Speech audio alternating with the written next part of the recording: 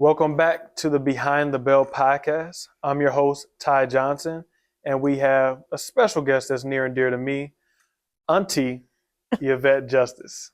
Good morning. Nice to have you on. Nice to be on. I'm excited. Good. So I want to jump straight into it. I don't want to waste too much time.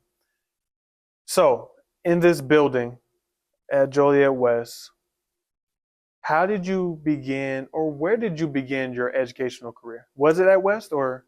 So actually, I did my first student teaching at Romeoville High School. Okay. And so I was there, and then I always wanted to come back to the high school, like the district where I worked. So initially, I was like, I really want to work at Central because that's where I went to high school. And I did my student teaching here with this wonderful person. Her name's Ellen Brubaker. She was the best cooperating teacher ever. She was super supportive. And in being here, I connected with a lot of teachers. I felt welcomed. I felt like I had a lot of support. And so I ended up applying for a position that opened. And before the fall, which is when I was going to originally start, a position opened in January. So after I did my student teaching, I got hired right away to fill like a morning sub position. So I was here for 3 periods because the teacher had switched her job. And so I've just been here ever since. I originally started teaching English. I had seniors. And then I was the yearbook advisor. So I did that for a year and a half. And then I started teaching drama. And then after I did that for about 8 or 9 years, I became a counselor. So I was a school counselor. And then last year, I switched to a brand new position, college and career specialist. Okay. Yeah. Okay. Quite the road. Yes. And so I guess these last 2 positions have been in the same realm. I guess it's all still within a school. But what enticed the change from teacher, from English, and you said to history, and then to counselor? What enticed the role from teacher to counselor? So unfortunately, I experienced a really difficult set of losses. So I lost my brother in 2004. I know that seems like a really long time ago for people. And then my father a few years later. And so it was really difficult just to manage and really get myself back on track as far as feeling motivated. And so I went to counseling. And at first I was a bit skeptical, is this even going to work? Because someone talking to you about you feel sad because, you've lost people in your life, and is this even going to really do anything? And so I went, and the first month I was like, I think I'm just going to kind of bail. It's not really helping. I don't really feel different. And then I actually told myself, okay, I want you to actually follow through what, my counselor is telling me to do, and try the things that she's telling me to do so I can actually start to heal and feel better. And when I actually did that, I did start to feel better, and I did process my grief. And I was able to be in a space where I could talk about it with my family, and I wasn't necessarily focusing on just the loss, but focusing on my dad and my brother as people. And so once I did that, I was like, I kind of really like this. This is pretty amazing and transformative, that there are things there are people that you can get support from that can change how you see yourself, or how you even see the world around you in life. And so I was like, I think I want to go and do that. So I went back to school, and I got my second master's degree in school counseling and guidance in counseling. And so I felt like that was my next calling. It was something I really, really want to do. And I absolutely love it. I'm glad that I got into it. And so that's how I went into counseling. And so then being a counselor, which here it's you focus on social, emotional, academic, all the different realms. I noticed there's a big gap in providing support for students to that next step. So after you finish high school, what do you do? And I realized there were so many opportunities that students weren't really aware of what they could do. And so wanted to make sure that that was something that we provide as a district. So we have a strategic plan. We worked on some things. We were able to, as a team of people, community members, teachers, administrators, put this position in place. And so I was like, I think I would love this. This is great. And so I applied and I was lucky enough to get it. And I've been here. This is my second year with it. And this is, and it's great. This is, we're in your room now. And it's so much is a wealth of knowledge that you have.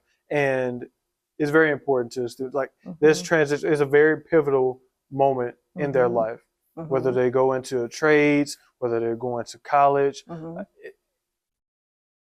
We always hear a saying, it's not how you start things, it's how you finish them. But if you get a great start, it may set the projection up for what, the near times will look like.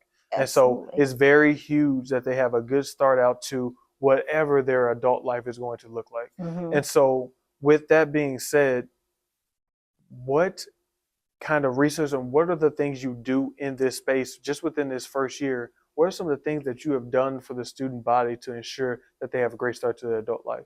Absolutely. So first thing is having conversations, just like talking about like your journey and how you get places.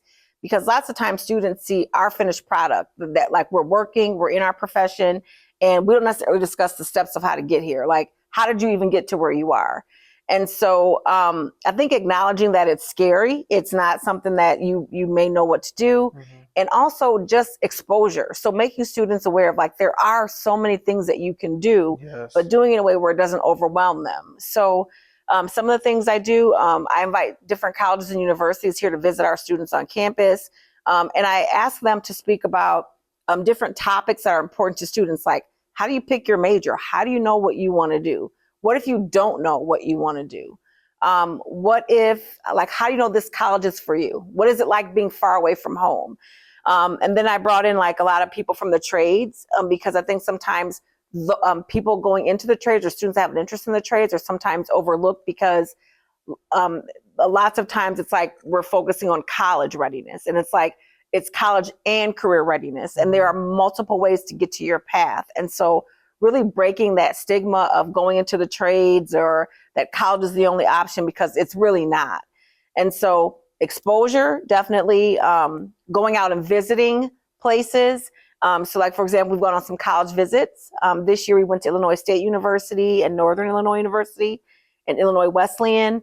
We visited some different trades unions. So the students went to see the pipe fitters. They're going to go see the carpenters union in the spring.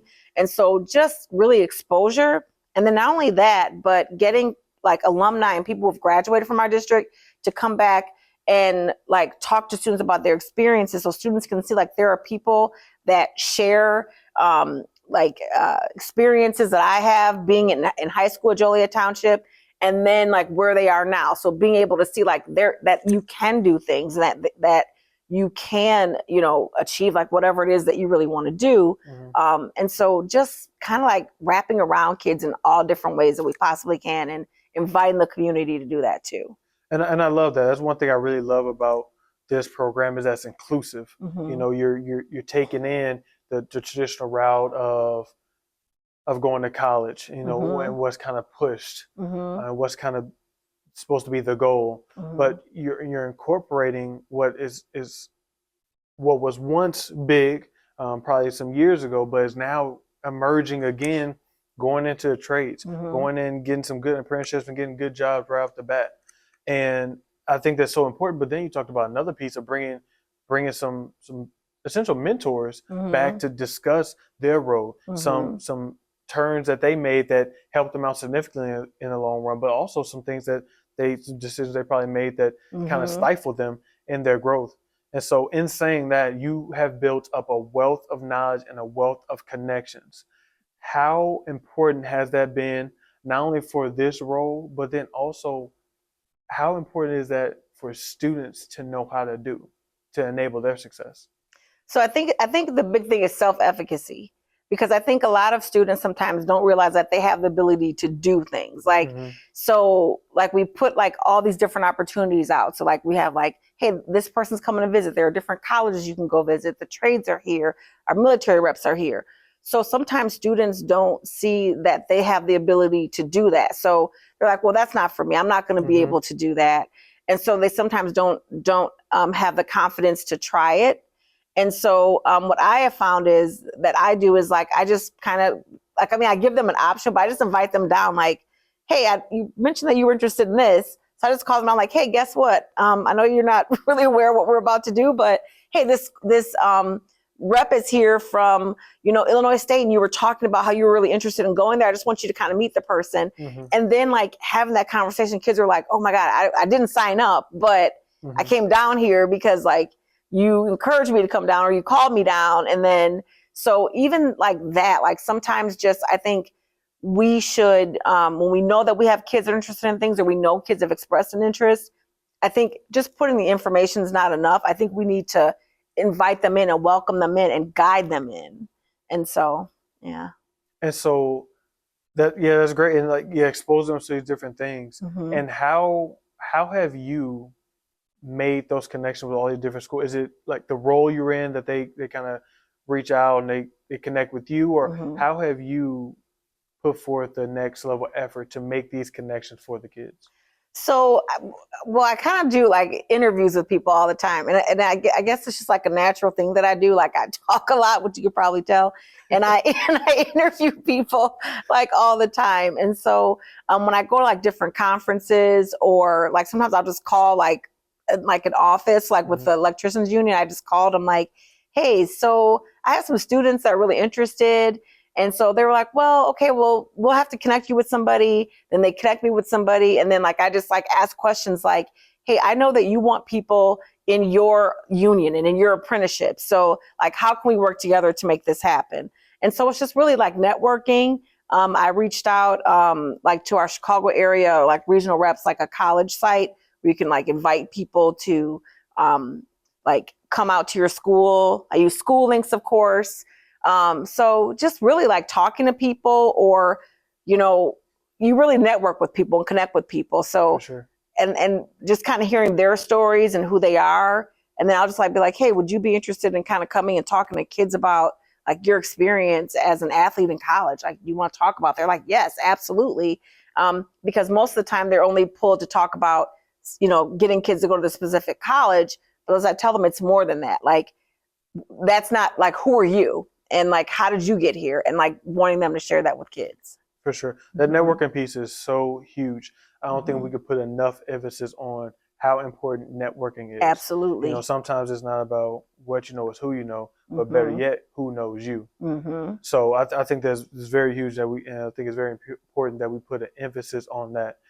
And speaking of that, when we talk about who knows you, the influences that they have and whatnot, and how can they help you, you have another role that you take on as well that's very impactful in advocacy.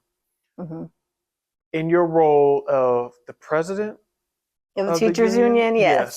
So what all does that role entail? Oh man. So that role, so is basically it's our entire district of teachers. We work with our contract, advocating for our teachers, making sure that our contract's being upheld. If there are like different issues or like discipline concerns or different things like that, like we provide support to our members. And also just like making sure they're aware of the different benefits they have of being in our union. So really it's about advocating for people, supporting people. People like count on you and depend on you through like different like moments in their life, sometimes really great moments, sometimes really difficult things people are experiencing.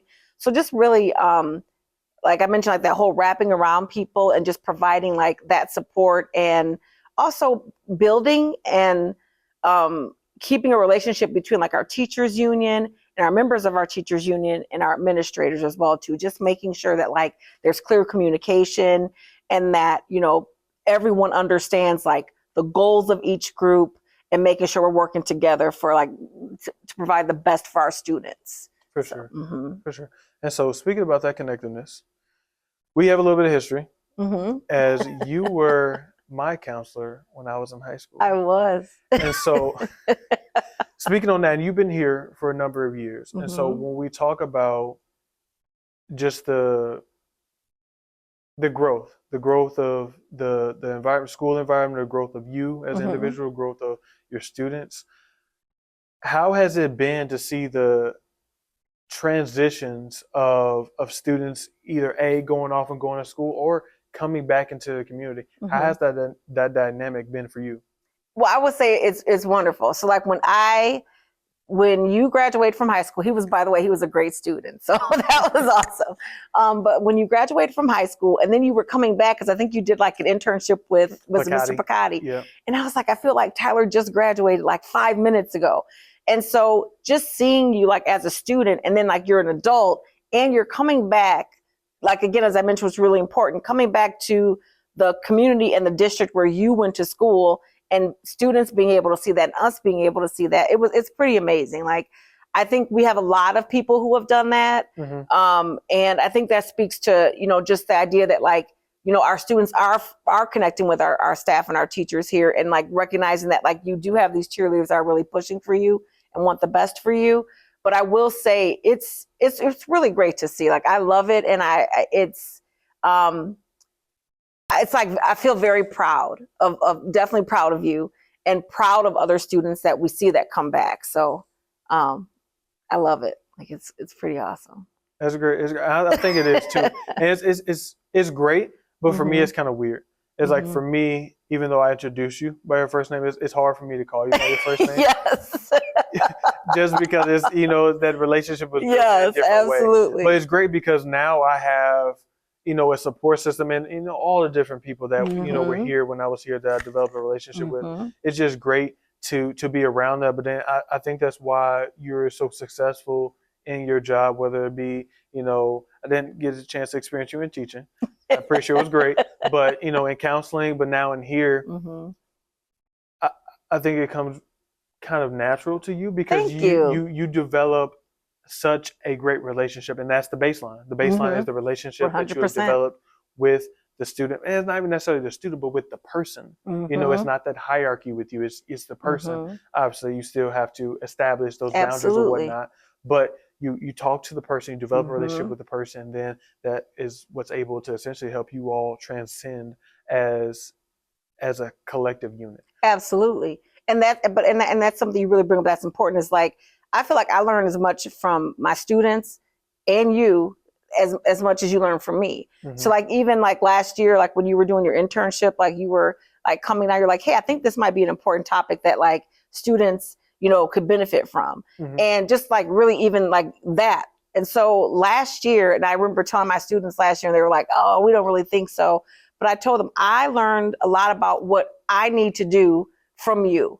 So like when the students are saying like, hey, I don't understand how to do this, I have a question about this, or I would even like present something a certain way. And then I would ask students like, how did that go? And they would say, well, I don't know. Like, I felt like it was way up here and I kind of needed something like to help me. And so just like learning from them. And I think that's what's really important is like that reflection and really just being in a situation like where you mentioned there's not like a hierarchy of I know everything and you know nothing. It's I feel like there are things that I can help support you with learning, and there are things you can help me, because without my students and their feedback and without them, sharing what they need and their concerns and different things like that, like I don't think I would be able to do this. So I feel like that's really important to acknowledge too. 100%. So, yeah, I mean, we learn as much from you as you do from us, 100%. So. And that's the way it should be. That's how a successful, whatever it is, whether it's an organization, whether it's a role, relationship, that's how it is. It should be a mutual benefit from learning from each other. Absolutely. And speaking of that, and speaking of success, in this first year, now getting into a year and a half, what are some of the numbers? Like how have you been able to perform in here? Are you collecting any data? Are the numbers rising from coming in here? What's been the dynamic of getting traditional students versus getting athletes? How has that been going for you in here? Absolutely. So my very first year, it was I've collected data both years. I do feel that from just like feedback that I received from students and just looking at like where students are now, is that I do feel like more students did go to college or did go into the trades and did actually have like a post-secondary plan leaving. And so I think just being more active in that has really helped like that actually take place. Also, I noticed there's a big increase in students looking at HBCUs and going into HBCUs. So before that, I don't necessarily know like if students necessarily had the exposure to some of those things. And so now recognizing those opportunities and what's available and scholarships in general. Last year, we had 10 students receive scholarships from the National Club of Black Women. And I believe it was 10 students, and they were about $1,000, between $500 and $1,000 each. And That's so, great. I mean, that's pretty amazing. It is. And so students, and the T-Life Foundation too. Mm-hmm. So we had a lot of students, doing that, more students filling out the applications for scholarships. So I think just having a place to be able to get help with those things, or just have like a steady place of where you can come in and get help and get support and doing those things, I think it definitely has increased our numbers. And the way I keep data, like, we have our like scan in, like I track the number of applications that are completed on school links.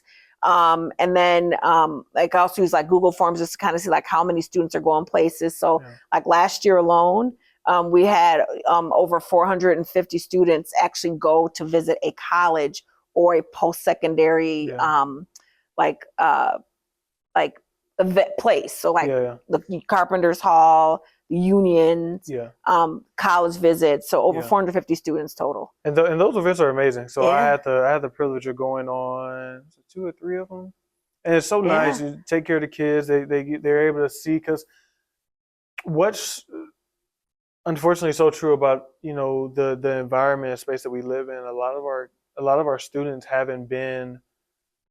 A lot of them haven't been outside of Illinois, but a lot of them haven't been outside the city, really, especially to experience something that can truly mold their future in a positive way. And so the way I seen these students' eyes light up and how engaged and attuned they were with being on these trips, it was just so amazing to see, and eye-opening for me that this is stuff that they actually want to do. But like you said before, the exposure piece, how are we exposing them to it? And then they get fed there, they're walking around, they see how big all this stuff and all that's there.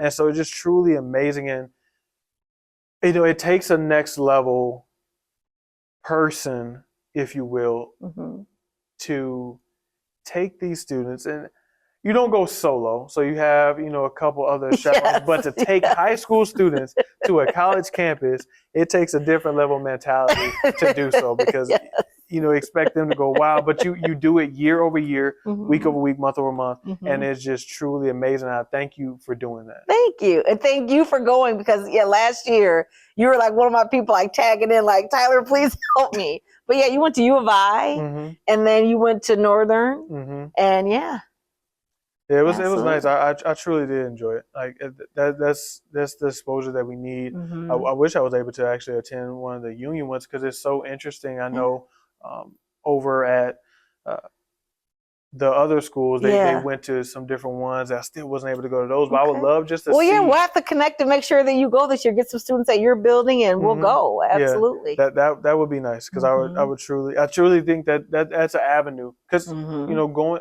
after high school, that education, secondary, it's not for everybody.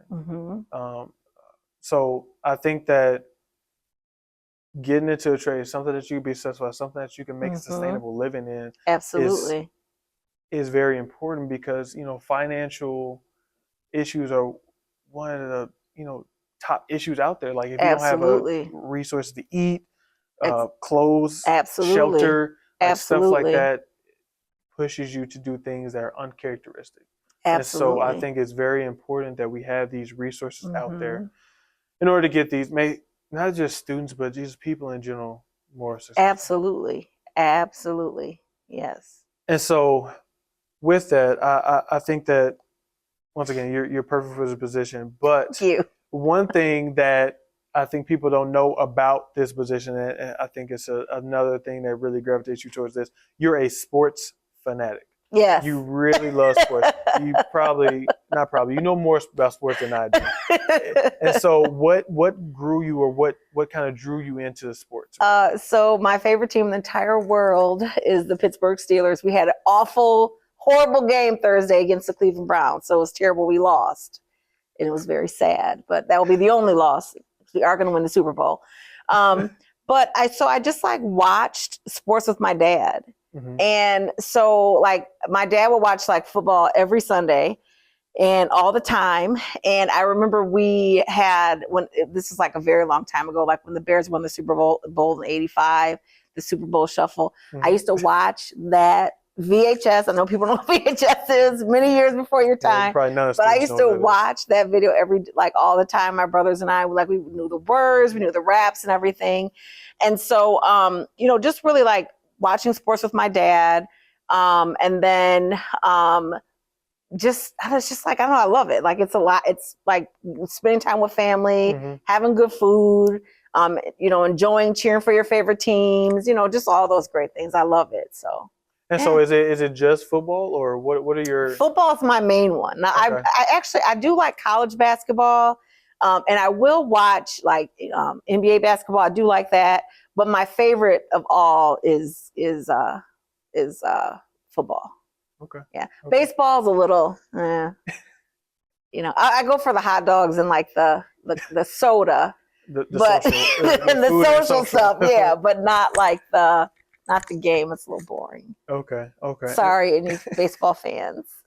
And yeah, I agree with you. One sport I like to watch though, it is kind of boring, but I really enjoy watching soccer for some reason. Yeah, it's not a lot of scoring, it's not a lot of action, but I don't know. I enjoy watching soccer. Anyway, we gotta get you to a football game. Soccer is great, it is, but we need some more football fans. So I went to a football game with my wife, and it was brutal. It was brutal. It can be. We went. Yeah. It was freezing. Did you guys go to a Bears game? Yeah, it was. Okay. Yeah, it was a Bears game, and it was brutal. So I spent, and so I don't do well in extreme weathers. If it's extremely hot or if it's extremely cold, I do not do well. My wife, on the other hand, she'll thug it out. But me, so we went to this game. Who were they playing? Was it the Bills? Yes, it was. Yep. So we were there. She stayed out and watched the game the whole time. Was it a night game? No, it was like midday. Okay. And I was in the bathroom the whole time. I stayed in the bathroom because the bathroom had heaters and all that, and it was sheltered from the cold. And I decided to wear like some Jordan 1s, one pair of socks. Oh, see, that was your mistake. It was. See, you were going for like fashion, but not instead really. of warmth and comfort. Not really. I just didn't have any boots at the time. Okay. So it was brutal. It was brutal. I didn't enjoy it, and so I made the claim that day that I would not be going to any football game during the wintertime. So once it passes like September, I'm done. September, it's like still okay in October. I just had 60-degree weather last week. I might do October, but anything after that, I'm not doing. Okay, so what about this? Let's maybe change our outlook. Let's look at it this way. So I think you went into it and you were not prepared, right? Yes. So now that you have an understanding, you should go again and this time be more prepared, because what you were focusing on were your basic needs, like I'm freezing, I'm not having a good time. But now if you go and you have the proper, boots and your, winter clothes and all that kind of stuff, it'll be a different experience. So I say, just give it one more chance, another try.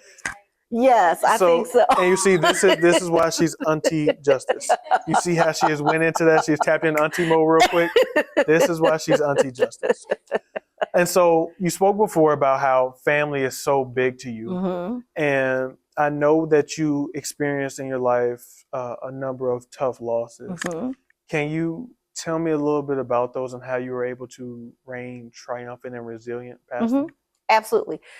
So when I was 5 years old, my mother passed away from cancer. And so growing up without my mom was pretty tough.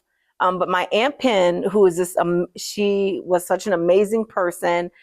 She stepped in and helped raise my sister and I. And so she was not my mom, but she loved my sister and I as much as like a parent absolutely would. Like I never felt like I didn't have a mom, because my Aunt Pen was so amazing and just supportive in everything that I did. And so after that, after my mom passed away when I was 5, I live with my dad, my brothers, and my stepmom, and my Aunt Pim was still like a very big part of our life. My sister Michelle and I, and my older sister Cindy, and she was just like a big support system. My brother, unfortunately, was killed in 2004. And that was one of the worst experiences of my life.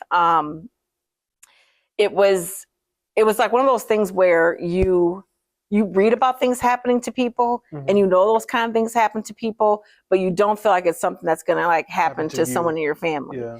And so with that situation, the way everything happened, it was really difficult to find like closure, because like, you know, we weren't able to have like a typical like service, just because of like the way things happened. And just for a long time, I really struggled to find closure, because it was like we didn't actually get a chance to like see him, to like, you know, say goodbye, or to, you know, to have that final like closing of like that chapter of our life. And so it was just really hard. And then it became tough to focus on like either what like happened to him, or him as a person. So it's like the loss of him, like him not being around anymore, and then also like the idea that, you know, he was like killed. Like this is like how do you navigate this? And then 2 years later, my father passed away. So like in a very short time, most of my immediate family, like they're gone. And so I was like in a very tough place for a while, just like really not really able to find like motivation, and feeling like, well, what do I really do, or how do I get out of this? And and my Aunt Pin was just like one of those constant people. She and her and my sister Michelle, who's like 5 years older than me, she's like, I call her my momster. She's like a mom sister. I know it sounds negative, but she's not. And just really supportive too. And so she was one of the people as well that was like, hey, like you gotta go get some counseling. Like I think you should definitely get some things to help work her, my Aunt Pin. And so I went, and that's how, again, like how we talked about earlier, how I got into counseling. But recently in March, my Aunt Pin passed away. So that was like this whole other thing. So I'm still trying to navigate that, and, you know, try to ease into the holidays and see how that's going to be. So my concept of family is a little bit different. It's my main person, like how they say, like you have this person. So my Aunt Pin's my person. Yeah. And now with her, you know, not being here anymore, it's like trying to navigate, like how do I navigate without my person? So my family concept's a little different right now. Yeah. And so this will be the first season that you're going through, holiday season? Yeah, so my first holiday without my aunt, and it's been different. So I mean, I know it sounds like we're trying to see how we're going to do Thanksgiving, or how we're going to get through it. But we're trying to be positive. Like I'm trying to be really positive about it, and just say like, you know, I feel how I feel. And like, it's not going to be easy in acknowledging that, but, you know, trying to think about like, are there other traditions or different things that we can do to, you know, make the holidays enjoyable? So, yeah, I don't know. Okay.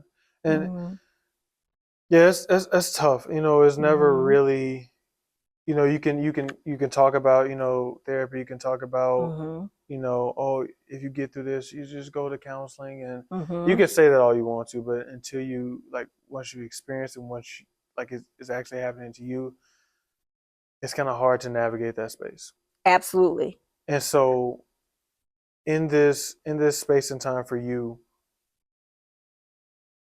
how can you help, or what would you be able to say to a student, or not even a student, just somebody else going through something that's similar?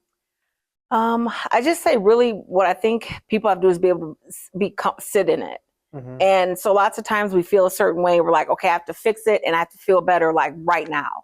Like immediately I have to, you know, I just like, and that's just not realistic. Like you just have to experience it. And so like sit with it and just feel how you feel. And I think that's really important. And then just also acknowledging like the loss, and like taking care of yourself. And so like there are some days where I'm like, you know, I'm just gonna have to take a break today, because I kind of need to just like, you know, regroup, or I just am tired. Because I mean, it definitely weighs on your body, and you're tired. And so, and and then also leaning on your people. And so like, I think we all have like different people.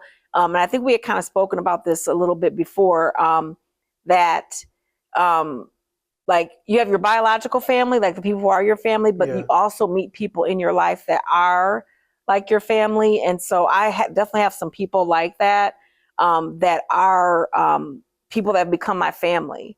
And so I've been very lucky, you know, in that sense. And then even like here at school, like, I don't know how he does it, but like, Mr. Coach Krieger. So like, I won't even see him in the morning, but like, I'll be here working and it might be like a tough day. And like, most people can't see that from the outside that it's a tough day. But like somehow, you know, he'll come down the stairs or he'll somehow know it's like not the best day, and he'll check in and we'll like just talk about something. And it's like he knows. And so I think just having, you know, different people that like are your support people or are your people, like it's really important. And so my advice would be, feel how you feel, acknowledge that it's okay to be sad because that's how you feel, but also leaning on support and not being like embarrassed about it. Cause that was something that I had to learn because I felt like I was like burdening other people with my sadness. And you're not. Like your people around you want to support you and help you in all that you can. And sometimes like you just have to be open to accepting that. For sure. And I think that like fostering that sense of community, that's a huge point that you touched on. Fostering that sense of community and not shutting everyone out, not necessarily pertaining to loss, but just shutting everybody out in general. Like this whole concept of no new friends, like you never know. Absolutely. And we're going back to networking too. Like you never know who that person is. You never know how they may impact your life. So just being open and, you know, obviously not, you know, going out and oversharing or doing whatever, but it's very important to develop relationships with those around you. Absolutely. And so in that, what are some of, so we talked about Coach Krieger, and I know tomorrow, not tomorrow when we're releasing this video, but tomorrow in this moment, you are going to a football game with one of your peers as well. Yes. How have you been able to foster that relationship? So it's actually funny. So it's Miss Suka, right? So she works here with me. She's a math teacher. And I always tease her because when I first met her, like I try to be friends with her. And I was like, hey, you know, because we were working together. I'm like, hey, just want to like give me your number? And she was like, oh, okay. And then she didn't give it to me. So I'm like, I mean, I guess she doesn't like me. Like, what's her deal? So then like, again, I'm like, hey, like if you want to hang out. And she was kind of like, oh yeah, definitely. And then she didn't give me her number. So finally she did. So I was like, what's the deal? She's like, Yvette, stop. You're really doing too much. Like, it wasn't like anything like that. Like, I'm just kind of a shy person sometimes. But I always tease her that I had to like bully her, gentle bullying, not bullying, but like gently persuading her to be friends with me. But she's awesome. Like, I love her. We hang out. We've gone to some different, we've gone to Bears games together. And we took a trip to Big Bear for skiing. And when she tells the story, she says that like my life wasn't in danger, but it was like, I was like going downhill, full speed ahead, skiing for my life. And I crashed. And so, but she, you know, thinks it's like, it wasn't that big of a deal, but it really was. Like, I almost was not here today when I tell the story. So yeah, we traveled to Big Bear. We did some skiing, and we went to Venice Beach. So yeah, like we've gone on some different adventures. And yeah, she's a great travel buddy. She's pretty awesome. And so, yeah. And then like, we hang out and we have some friends in common. We're in a fantasy football league together. She's beating everybody terribly. My team is not doing good, but you know, hopefully we get it back together. That's great. That's great that you've been able to, you know, find another solid friend. I know we talked about before, you know, in adulthood, it's kind of hard, you know, to find and then make those connections. So I think it's very special that you both put yourselves out there in order to even, you know, make that connection. Hopefully soon we'll go ahead and get Suka on here too, to get her account of how things happen. Of my skiing accident. Because those things are dangerous. My wife and I, we went snowboarding out in, I forgot the name of the place. But we went snowboarding, and men, machismo, macho. I decided to, and being cheap too. So I Oh only man. bought. Okay. See again, I've seen a pattern. Yeah. You're not going into things prepared the way you should be. Yeah, you're right. You're right. So I was like, okay, I don't want to spend money. Like, I don't need a helmet, babe. You got a helmet. Let's make sure that you're safe. And so, I get on a big hill. I'm like, I used to skateboard back in the God, day. Skateboard, no. snowboard, same thing. It's been years since I skateboarded, but I was like, okay, let me hop on this big hill, start going down this hill. I start to realize, I don't know how to stop this thing. No.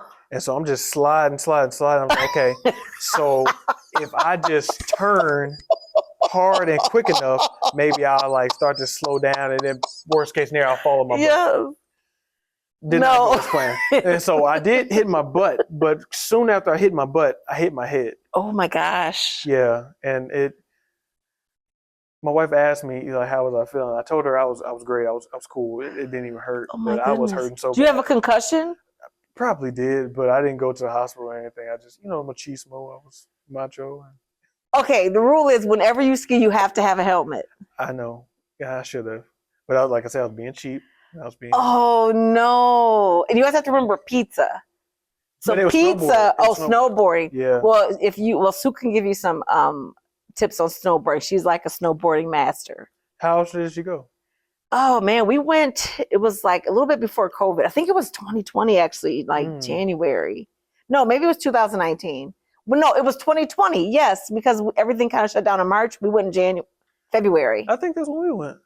Yeah, it was awesome. I mean, I liked it. After a while, I was kind of tired. I don't think people realize how tough skiing is difficult. Mm-hmm. I don't think people know that. Like, it's not easy at all. No. Yeah, it's not. It's not. But next time you go, please be more prepared. Like, I will be. Just spend the money and get all the things. So now you have a football you have to make up for, and now skiing. I will definitely make that cognizant effort to buy the proper equipment. Please do. So we had talks before, and in this thing, I think my personal opinion that in life we're not made to be alone. Whether it's platonic relationships or romantic relationships, like we're meant to have our people. We're meant to have partners. And so with that, I know not necessarily recently, but you in the distant past, you went through a divorce, and those things aren't easy. Can you tell us a little bit about how that process went for you, and what was the toll it took on you to be a part of this relationship that you were immersed in for so long, and then to kind of divide and go away? Absolutely. So, so my ex-husband and I were married for 9 years. And before that, we had dated for about, I want to say, maybe 5 or 6 years. And so we had we're in a relationship and together for almost 15, 16 years. And I think what really led to our divorce was just kind of like growing apart. Like sometimes you just grow apart from people.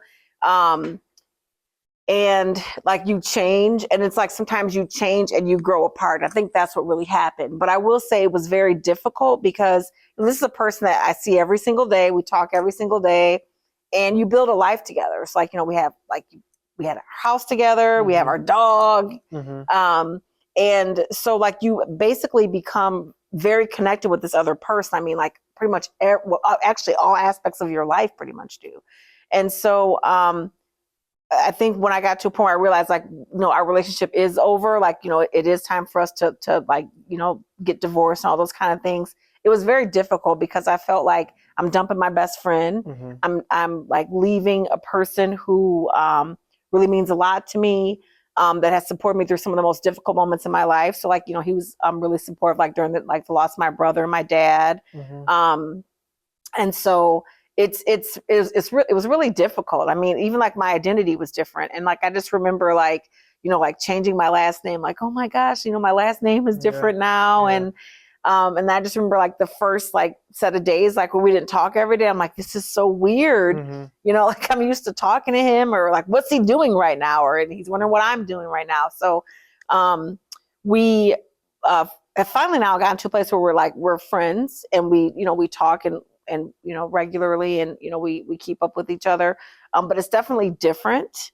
And it was horrible. Like it was so sad. I was like, this is horrible. Like, like I feel like I'm breaking my own heart. Like I'm doing something that's like making myself feel bad. Yeah. Absolutely. So, it's difficult because it's like you're mourning the loss of a person that is living and has this other life and has all these other things that like you're not a part of, and it just feels weird because you're like, I probably should be a part of it. Yes, like you feel like it should be your business, but it's not. So yeah. And so with that, what is some advice you've been given a lot during this time? What is some advice that you would give someone either in a dating stage or already in marriage? What are some tips that you would give them, or some things that you would tell them to help them be successful, not have to experience, that loss and that grief? Absolutely. I would say definitely being who you are the whole time. Be true to yourself, and also listen and be able to compromise, because I think lots of times we get into relationships with people, and I think sometimes we start to take people for granted. Like, oh, this person loves me and I love this person, and I don't necessarily have to show that I love them. And it doesn't have to be with material things. Time is one of the most important things. And I think looking back on my marriage, that was like one of the biggest problems, because we didn't really get the chance to spend a lot of time together because like he was busy, I was busy, or we were just doing different things, and that leaves space to grow apart. And it's okay to grow, but you want to grow together. And so really putting time in with each other and communicating. So like if something bothers you, like not saying something like before you are angry can be a problem. Because I remember it was something so simple as like parking in the garage. And I just remember one day, like I was like annoyed by other things. I had never said like, hey, parking in the garage in this spot. I know it sounds really petty right now, but it's annoying. But then it became this big thing. Because it festers. It festers. And then like you're mad about something else, and then you're like, you know what? And then when you parked in the garage, and then when you didn't close the door, and then you sneezed too loud. And then and so it's like you really have to like talk about those things, and then also being open to someone talking to you and not taking it as a personal criticism. So like if someone wants to say, hey, Tyler, it really bothers me that you're late all the time. Can you please, just maybe take that into consideration? Try not to get defensive. Like, if I'll be on time, if you had something fun to do, and I wouldn't want like stall, not want to go. So it's like not lashing back out at each other, but really communicating and listening to each other, and like compromising and making an effort. And I think sometimes like if you know that your partner likes to watch a certain TV show, even though it may not be your favorite show, it's not going to hurt you to watch it. So just maybe watch it. And instead of maybe focusing on the show, enjoy that quality time that you have with that person. So I think that's really important. Like don't neglect the time that you put in when you were dating that person. Keep the magic alive. That's one thing my wife and I, we really do. We try to have dinner together every night. Then we also, so sometimes we eat at the table, sometimes we'll eat, on the couch, like watching a show. Recently we were watching, what's the name of that show? Without Reasonable Doubt? Reasonable Doubt. I'll have to check that out. Yeah, it was a good one. It was, I wouldn't recommend it to students, but it was a good one. It's for people that are 25 and older. Just transparently, it's too many like sex scenes for us. So, like so for no us, one, we don't like to like engage in watching that, so we like fast forward past those parts. But it was good. It was good. It had some suspense in there and had you questioning. But outside of that, we watched Your Honor. Yes, okay, I really liked that, but I felt stressed the whole time. Yeah. Like I felt like I was like every episode I was like, oh my goodness, I'm like overwhelmed and stressed. So I would like fast forward, like read the captions. It's good though. Yeah, Your Honor, and there's one more. Is another one with Defending Jacob. Okay, I didn't see that one. That was on Apple TV, right? Okay, I have to watch that. Yeah, so that was a good one too. It's like you the person it is in the end you would not expect, which it's always the case, but it's really, Yeah. yeah, it's nice. But so now I want to enter into a segment that I call the top three. Okay. And it's just essentially three questions that that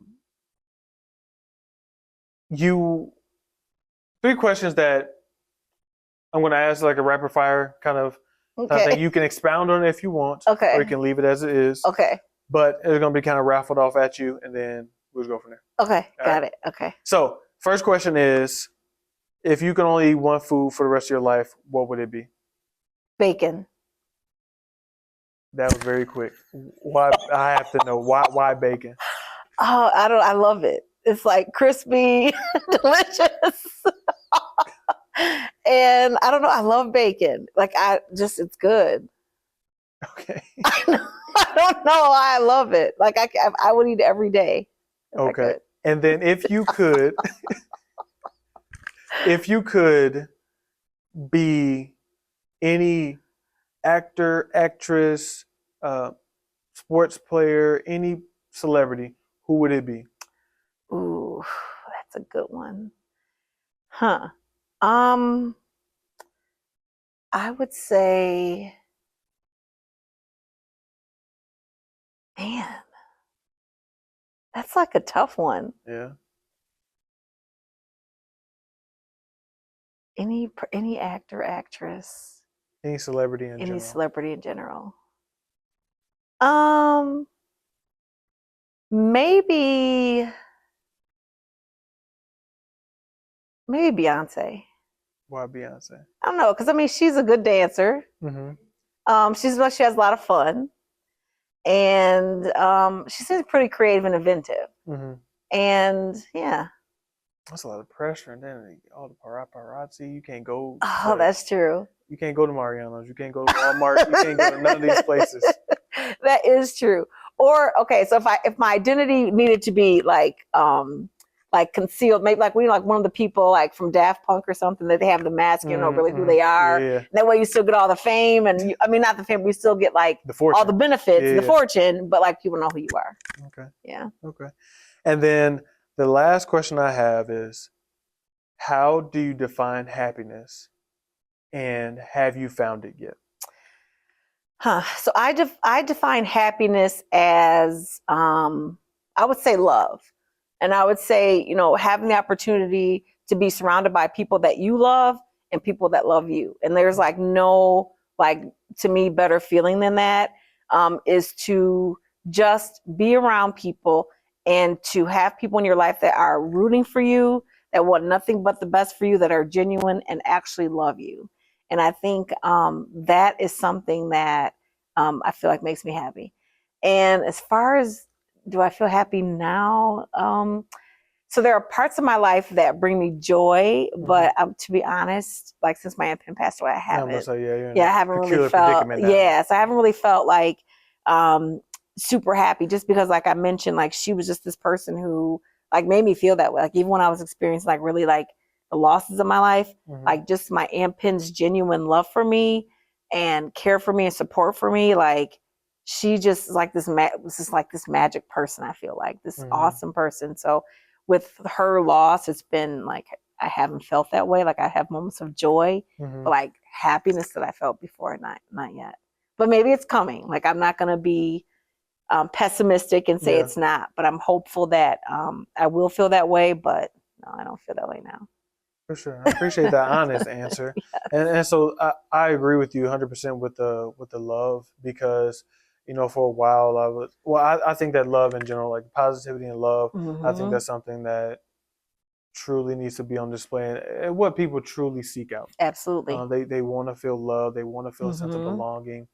And, you know, I've been kind of been slacking on that as of lately, but I was doing for a whole year straight, I was doing videos every week, just giving different tips, tricks, lessons, whatever. It's called Lessons of the Week. And, you know, my main thing that I ended with every week was make sure you spread the love, you know, because people want to be loved and they want to feel like they belong, and they want to be seen. Absolutely. That's a big thing, being seen. And but I will say, like, I don't know if you do know, I hope you do recognize the impact that you have. Because like one of your students, he comes to visit me on Wednesdays from a different school. And he comes and like he works on stuff and just like talking about like how you've encouraged him, and how you are like a positive impact in his life and like motivate him and just helped him kind of see himself like that he has these abilities is awesome. So maybe you don't see it all the time, like what impact you have, but you are. And so just making sure that you know that too. So yeah, your affirmations, what you are pouring into people, they're recognizing it. So and I'm glad to hear that. And my son's gonna remain nameless, but I really do enjoy him. He was one that I there's something about his aura that I just like gravitated towards, and we developed a really good relationship. And just whether it be in sports or being here, and writing him a letter of recommendation. I was like, man, I don't want to do this. Like, I don't like writing all this, but then I end up just flowing. Because he is such an awesome kid. Yeah, my wife was like, dang, you might as well write me one. Because it was so easy to flow with him because he's so lovable. And he works so hard. He does work hard. He does work hard. But yeah, love that kid. Yes. Love that kid. All right, went on a tangent there. But I do want to thank you for all the work that you've done. And just the impact that you have made is truly something I admire. Thank it's something you. I admire. And when I say auntie, like it, jokingly, but not really, because I truly do feel that love. I truly do feel your intentionality, and I appreciate it. And I know these students appreciate it. Just by them coming in and coming to visit, and just the love it radiates off you. So I really do appreciate that, and I know that right now is not not the best times for you, but I pray, and I'm here to support in any way that I can, because I truly do want you to continue to be this ray of sunshine, because it's truly needed in this world. Thank you. I appreciate that. So this has been a great interview, and I thank you for it. Is there anything else that you would like to say, or maybe elaborate on that we spoke about, or add? And then also, how can we support you? Well, thank you very much for having me. I had a great time talking to you. Hopefully I'll get to come back. I know, like, I'm putting a plug in, right? I would just say, find your person, like connect with people. And I think that's really important. And like you said, like, people want to feel like they belong and they want to feel that they matter. And so any opportunity you have to give somebody that, like, do that. Because I think we can all think about times when we didn't either fit in somewhere, or we felt like we didn't belong somewhere, or we felt like left out of something. And we all know it's like a really bad feeling. So if you have the opportunity, not saying you have to like go and just invite random people in, but if you ever have the opportunity to welcome somebody in, like with kindness and making them feel like seen, like do that. Like that's something that's really important. And also, I would say like just encouraging like everyone, like you matter, like you're important, you have purpose. And even when you encounter times that are difficult or overwhelming or hard, like just keep going. Like that's the most important thing. Just keep going, because it's not always going to be that way. I agree. I agree. And this was a fantastic interview. I thank you so much for being here. I hope we do reconnect on here again, because I think, as different things progress and different things happen, I think we'll have a lot more to talk about as well. Yes. That was it. Thank you all for tuning in to this episode of Behind the Bell, and we will catch you on the next one. Great. And actually, before I go, I don't know if y'all can see this from there, but babe, can you zoom in on this? Make sure this that is a true statement. This right here needs to be your mantra. Yes, it does. Everything, as long as you're above the dirt and the dirt is not above you, it's figure outable. It is. I know there's a lot of traumatic things that happen in lives, but everything is figure outable. As Miss Justice stated, find your people, connect with your people. If you need to get in connect with a therapist, please do so. That is the field that I'm in, so I 100% believe in it. Get connected, but then also know that everything is figure outable. And that's a wrap.